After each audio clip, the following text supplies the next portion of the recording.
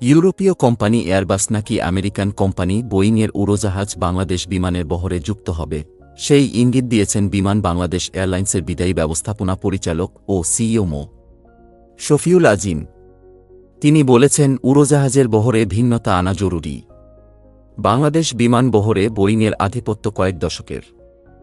সব উড়োজাহাজই এই মার্কিন কোম্পানির তৈরি। তবে এবার উড়োজাহাজের বহরে পরিবর্তন আনার কথা ভাবছে বিমান বাংলাদেশ এয়ারলাইন্স। সেই বহরে এবার এয়ারবাসের উড়োজাহাজ যুক্ত হওয়ার সম্ভাবনা তৈরি হয়েছে। শফিউল আজিম বলেন, এয়ারবাস ফ্লাইট কেনার জন্য দুটি প্রস্তাব দিয়েছিল। প্রথমটিতে দুটি কার্গো ফ্লাইট বিক্রির কথা বলা হয়েছিল। আমাদের মনে হয়েছে আপাতত আমাদের কার্গো বিমান কেনার দরকার নেই, তবে আমরা যাত্রীবাহী বিমান বহর বাড়ানোর ইচ্ছার কথা জানাই। তখন এয়ারবাস আমাদের 4টি যাত্রীবাহী ফ্লাইট বিক্রির দ্বিতীয় প্রস্তাব পাঠায়।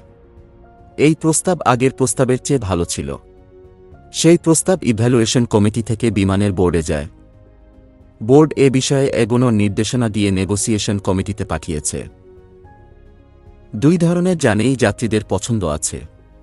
যাত্রীরা বিকল্প চায়। কোনো সময় যে কোনো কোম্পানির এয়ারক্রাফট খারাপ পারফর্ম করতে পারে। ভবিষ্যতে ঝুঁকিতে যেন না পড়ি, দীর্ঘমেয়াদী পরিকল্পনার অংশ হিসেবে এয়ারবাসের সঙ্গে নেগোসিয়েশন হচ্ছে। উড়োজাহাজ কেনার আলোচনা পলিসি মেইনটেইন করেই হচ্ছে। বোয়িং ও এয়ারবাসের কম্বিনেশন বিমানের জন্যই সুফল বয়ে আনবে। বোয়িংও আমাদের প্রস্তাব দিয়েছে। শুরুতে এয়ারবাসের প্রপোজাল যেমন আমরা নেইনি, তেমনি বোয়িংয়েরটাও পর্যালোচনা করা হচ্ছে।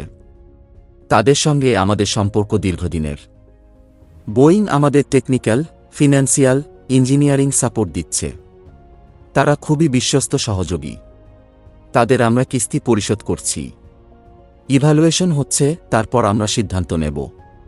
নেগোসিয়েশন কমিটি সিদ্ধান্ত নেবে কোনটা কেনা হবে। অফারগুলো থাকলে সিদ্ধান্ত নিতে সহজ হবে।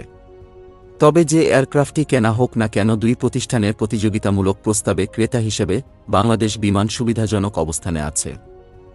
এয়ারবাসের মূল অফিস ফ্রান্সের ব্লাগন্নাকে অবস্থিত, যেখানে বোয়িং কোম্পানিটি একটি আমেরিকান মাল্টিন্যাশনাল কর্পোরেশন যারা বিমান, রকেট ও স্যাটেলাইট তৈরি এবং বিক্রয় করে।